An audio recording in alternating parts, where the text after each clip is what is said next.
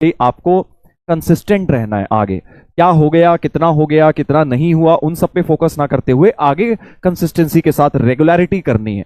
क्योंकि मैंने आपको ये बात पहले भी बताई थी, जेई की तैयारी शुरू तो बहुत लोग कर लेते हैं, बट तैयारी खत्म करनी इंपॉर्टेंट है। चाहे वो 60%, 70%, 80% आपसे हो रही है, बट खत्म करना बहुत इंपॉर्टेंट है।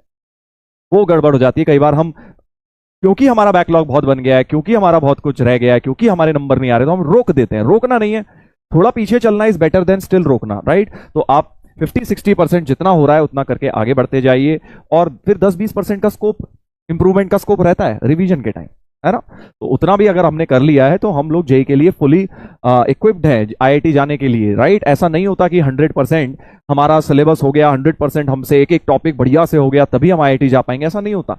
हम लोग भी आईआईटी गए हैं, कई सारे चैप्टर्स हमारे वीक थे हर सब्जेक्ट में, तो वो थोड़ा बहुत चलता है।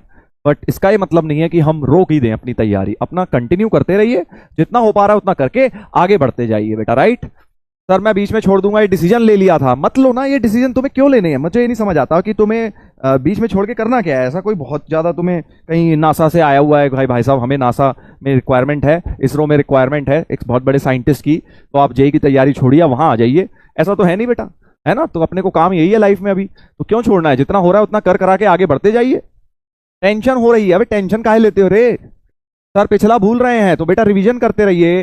नोट्स इसीलिए तो बनाए हैं आपने, इसी दिन के लिए नोट्स बनाए हैं। जब पढ़ने का कम मन कर रहा हो तो नोट्स पढ़ने बैठ जाया करो, जब मन कर रहा हो ना रीले स्क्रॉल कर लें तो बेटा नोट्स स्क्रॉल कर लिया करो, बेटर रहेगा, लाइफ में फायदा रहेगा उस चीज का, राइट।